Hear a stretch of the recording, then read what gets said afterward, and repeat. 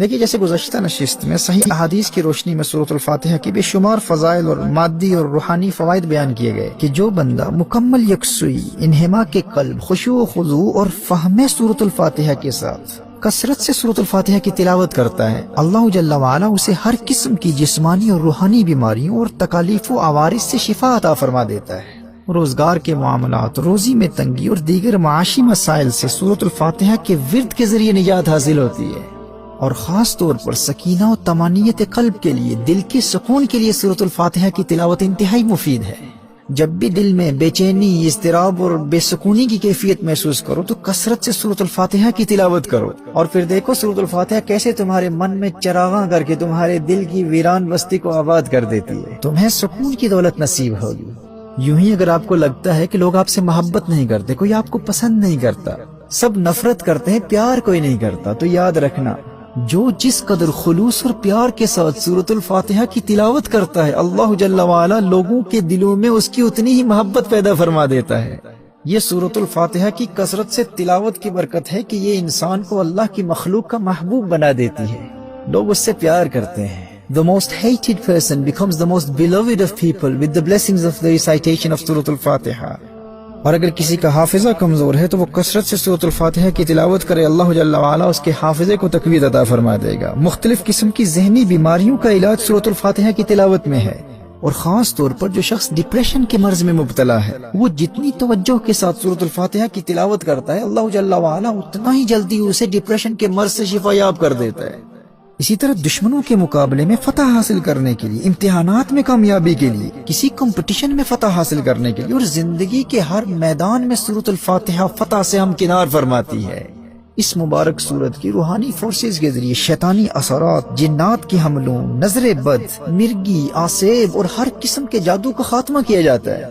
صحابہ کرام علیہم رضوان تو خاص طور پر شیطانی اثرات اور جنات کے اثرات کا خاتمہ سورۃ الفاتحہ کے ذریعے کیا کرتے تھے۔ صحیح احادیث اور شارحین کی آراء کی روشنی میں اس پر تفصیلی کلام ہو چکا، لیکن سوال یہ پیدا ہوتا ہے کہ عام طور پر لوگ یہ تمام فوائد حاصل کیوں نہیں کرتے؟ وہ اس لیے کیونکہ وہ آداب تلاوت کے مطابق تلاوت نہیں کرتے، اور نہ ہی تلاوت کے دوران اللہ جل وعلا سے کمیونیکیشن کی کیفیت کو پیدا کرنے کی کوشش کرتے ہیں، جبکہ ایک بگنر کے لیے بھی یہ کیفیت دوسری صورتوں کی بنسبت سورۃ الفاتحہ میں بہت آسانی سے حاصل ہو جاتی ہے، کیونکہ ہمیں علم ہوتا ہے کہ جواب کیا آ رہا ہے۔ اس کیفیت کے حصول کا طریقہ حدیث مصطفیٰ صلی اللہ علیہ وسلم کی روشنی میں آپ کی بارگاہ میں پیش کروں گا۔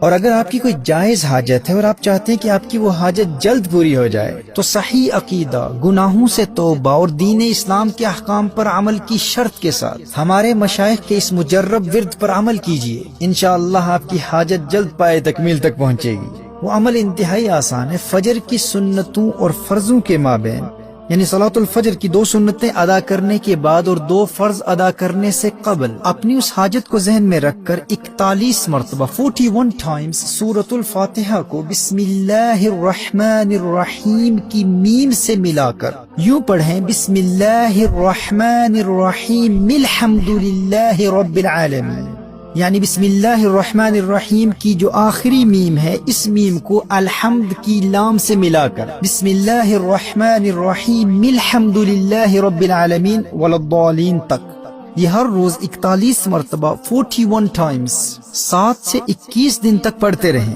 اگر اس میں آپ کے لیے کوئی بڑا نقصان نہ ہوا تو انشاءاللہ انہی ایام میں آپ کی وہ خواہش پوری ہو جائے گی۔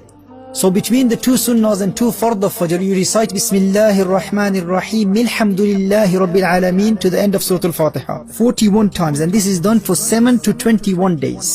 محترم احبہ، سورۃ الفاتحہ کی روحانی پاور کا اندازہ اس حدیث سے بھی لگایا جا سکتا ہے کہ امام ترمذی نے اور امام ابن حبان اور ابن خزیمہ دونوں نے اپنی صحیحین میں حضرت ابو ہریرہ رضی اللہ تعالی عنہ کی روایت کو نقل کیا۔ نبی کریم صلی اللہ تعالی علیہ وآلہ وسلم نے حضرت ابی بن کعب رضی اللہ تعالی عنہ سے ارشاد فرمایا، اتحب ان اعلمك سورة لم ينزل في التوراة ولا في الانجیل ولا في الزبور ولا في القرآن مثلها؟ تمہیں ایسی صورت نہ سکھاؤں جس جیسی صورت نہ تورات میں ہے، نہ انجیل میں ہے، نہ زبور میں ہے، اور نہ ہی قرآن میں اس جیسی کوئی صورت ہے؟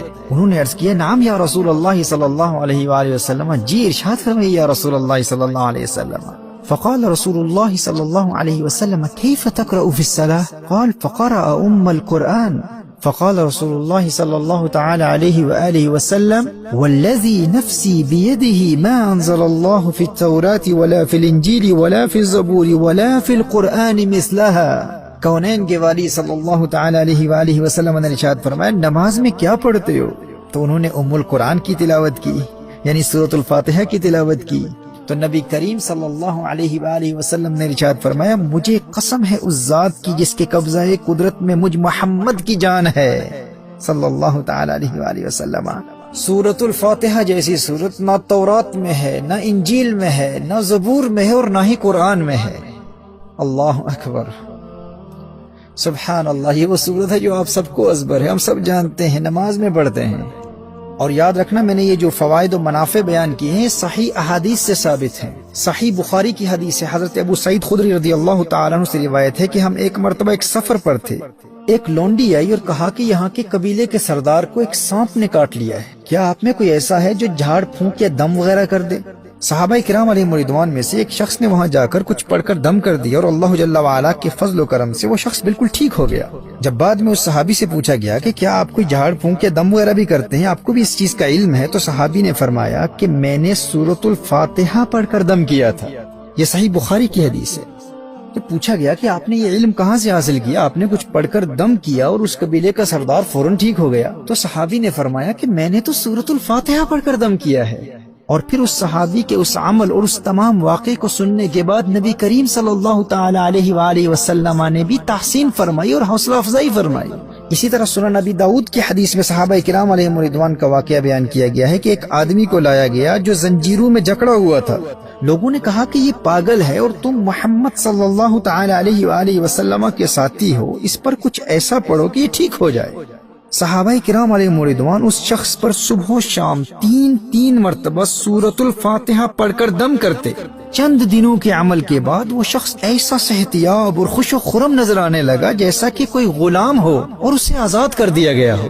تو یاد رکھیے سورۃ الفاتحہ پڑھ کر مریض پر دم کرنا یہ کوئی بدعت نہیں ہے، صحیح بخاری اور صحیح ستہ کی دیگر صحیح احادیث سے ثابت مسنون عمل ہے. کوئی شخص کسی بھی مرض میں مبتلا ہو سورۃ الفاتحہ کی تلاوت کر کے اس پر دم کیا جائے، اور اگر کوئی شیطانی اثرات یا جنات کے اثرات میں مبتلا ہو، آسیب زدہ ہو، اس پر کسی نے جادو کر دیا ہو، تو صحابہ کرام علیہم رضوان کے عمل کی روشنی میں صبح و شام تین مرتبہ سورۃ الفاتحہ پڑھ کر اس پر دم کر دیا جائے، اللہ جل وعلا اسے شفا عطا فرما دے گا. اور عام حالات میں بھی کثرت سے سورۃ الفاتحہ کی تلاوت کرنے والے کو وہ تمام روحانی اور مادی فوائد حاصل ہوں گے جن کا ذکر میں ابتدا میں کر چکا. لیکن یاد رکھیے سورۃ الفاتحہ کی حقیقی اسپریچل فورسز، روحانی فورسز تک رسائی اسے ہی حاصل ہوتی ہے جو آداب تلاوت کو مد نظر رکھتے ہوئے خلوص نیت کے ساتھ اپنے دل کو دنیا کے خیالات سے پاک کر کے مکمل خشوع و خضوع کے ساتھ اور اللہ کی جانب سے آنے والے جواب سے روحانی لطف و سرور حاصل کرتے ہوئے سورۃ الفاتحہ کی تلاوت کے ذریعے اللہ جل وعلا کے قرب کی منازل طے کرتا ہے. کامل فائدہ وہی حاصل کرتا ہے. لیکن اس کے فیوز و برکات سے زیادہ فائدہ حاصل کرنے کے لیے یقیناً آپ بھی اب اللہ جل وعلا کی جانب سے آنے والے جواب کو سننے کے لیے بہت بے تاب اور ایکسائٹڈ ہوں گے کہ آخر وہ جواب ہے کیا. تو سماعت فرمائیے.